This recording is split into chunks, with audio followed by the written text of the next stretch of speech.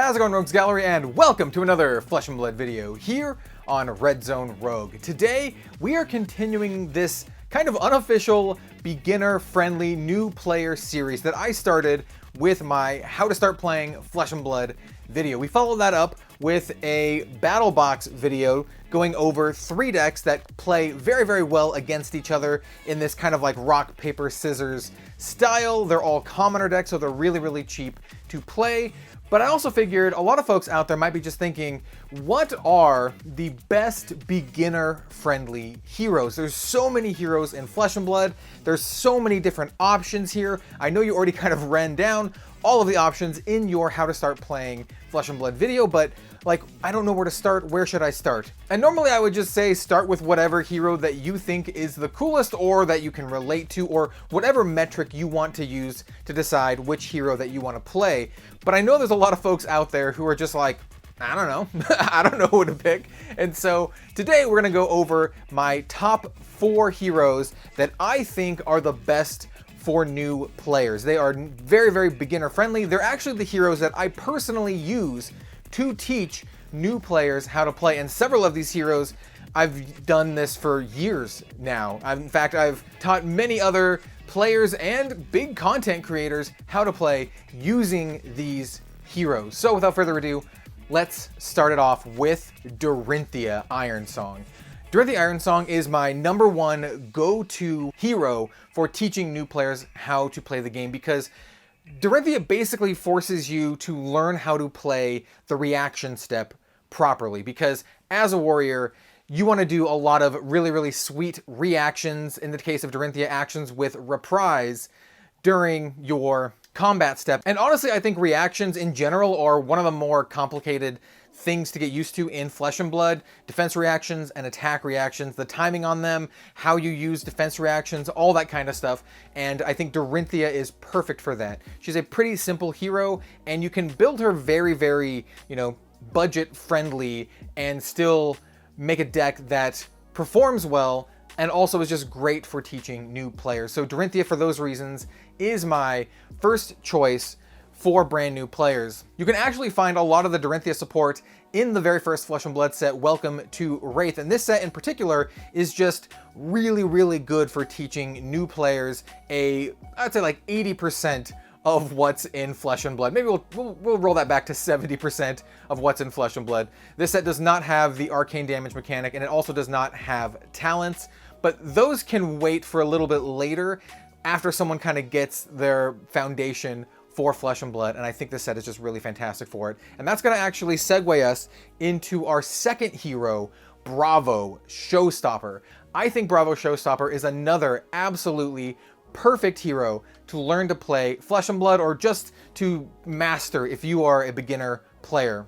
If Dorinthia is all about reactions and attacking with her weapon, then Bravo is all about that really, really big, heavy-hitting, single-dominated smash attack. And why that is good for a new player to understand is because it really, really teaches you the value of the dominate mechanic, the value of blocking with cards in hand, but also blocking with equipment. Because if you are attacking with a dominated attack, you can only block with 1 card from hand, but you can block with cards from your arsenal if they are defense reactions, or you can block with your equipment. And so for those reasons, I think Bravo is absolutely perfect as a beginner hero. Very, very strong and powerful, but also teaches you some fundamental mechanics of Flesh and Blood. And that's really what all of these heroes are going to do. They're going to teach you fundamental mechanics of Flesh and Blood, while also just being really good and like well-loved heroes. Like I said, most of the initial Bravo support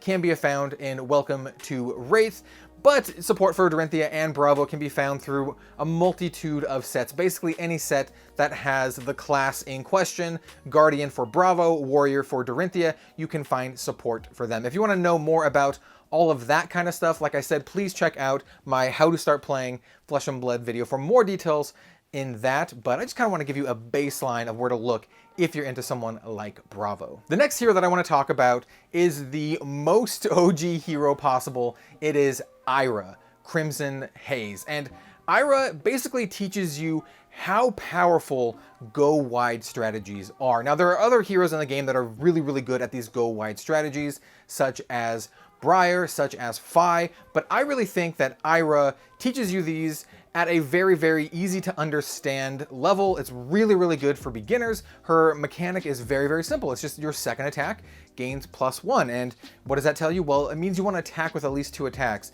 But then you can kind of feel like, hey, maybe if I should just keep attacking with more attacks and get value out of that. It really teaches you the value of going wide, and Ira perfectly encapsulates that and that ninja go wide strategy.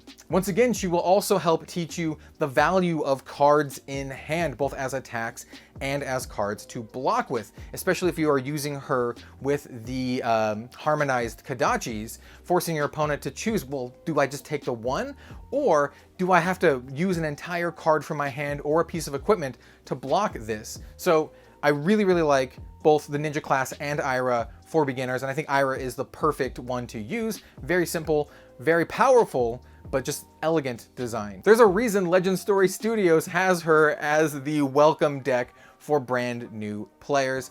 Highly recommend Ira, both for the welcome deck and if you want to just make your own Ira deck and play with that. I think it's just an absolutely fantastic way to start playing Flesh and Blood.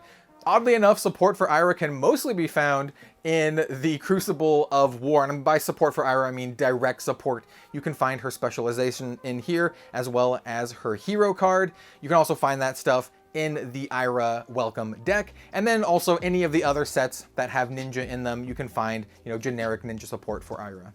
And last, but certainly not least, we have the most complicated hero on this list, but I really, really wanted to have a hero on here that teaches folks the arcane damage mechanic, because it is such a huge part of Flesh and Blood these days, and I really feel that it's going to become more of a thing as time goes on. We get more magic-style caster classes. I think arcane damage is going to be a very, very big thing moving forward.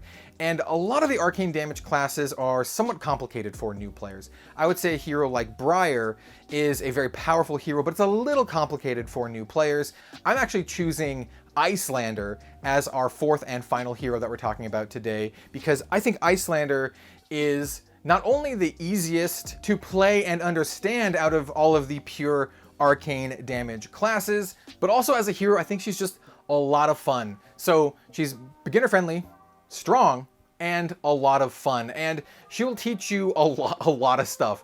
Not only will she help teach you the talent system, she is an elemental hero, but she can only use the ice element cards, unlike Lexi, Briar, and Oldham, which can use 2 of the elements. Iyslander can only use 1, but it doesn't make her that much weaker. She's still very, very strong, and she will teach you how arcane damage works, especially if you are playing against her and have to use your no rune pieces to prevent that arcane damage. Also, she helps teach you instant speed windows, because she can play blue pitch cards from her arsenal at instant speed on your opponent's turn.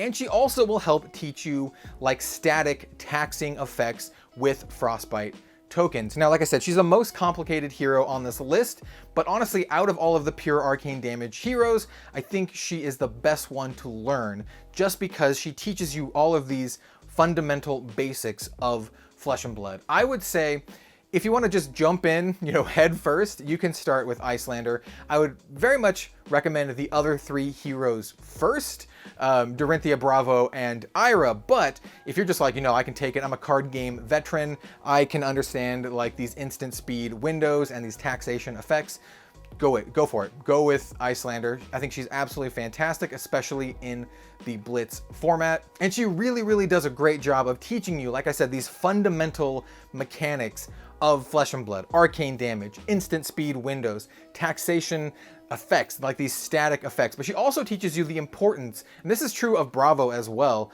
of blue pitch cards, because when you look at a Flesh and Blood card, you're like, oh, the red pitch card is stronger, I want to play that more. Well, that's not always true. Heroes and classes have different preferences and how much you want to play of each of those colors, red, yellow, and blue.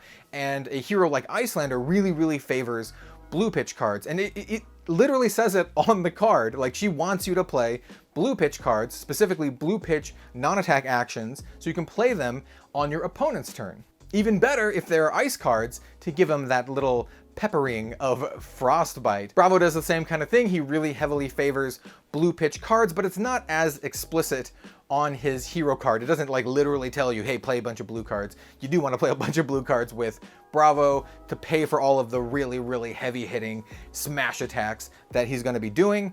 But Icelander's a little more explicit that way. Most of Icelander's support can be found in the Uprising set, but also a little bit in Everfest and a little bit in Tales of Aria too, because you can find some ice cards in Aria and you can find a little bit of Icelander stuff in Everfest. Most of it is going to be in Uprising, and then also a little peppering of wizardy stuff in Arcane Rising. Thank you all so much for watching. I really hope this was helpful to a few folks out there. If you are new to Flesh and Blood, or if you have any friends who are new to Flesh and Blood, or you want to get into Flesh and Blood, I would really, really appreciate it if you would, recommend them this video or the How to Start Playing Flesh and Blood video. If you'd like to learn how to play Flesh and Blood, the Tolarian Community College video, the How to Play Flesh and Blood, is also fantastic. How that differs from my own videos. My video talks about like all of the different products and everything you should look out for before you learn to play. So it's kind of like, your first step on your Flesh and Blood journey. Your second step would be the Tolarian Community College video, learning how to actually play. If you'd like to support me, definitely check out my Patreon in the links down below, as well as our merch store. We have shirts, we have playmats, we have Dragon Shield sleeves, all this great stuff for fans of Flesh and Blood, and I have some anime stuff there because I really like anime as well, and I have a second channel dedicated to We Cross, an anime card game. But I digress. Thank you so much for watching, everyone. Please let me know what your picks are in the comments down below for your favorite beginner-friendly heroes, and we'll see you next time.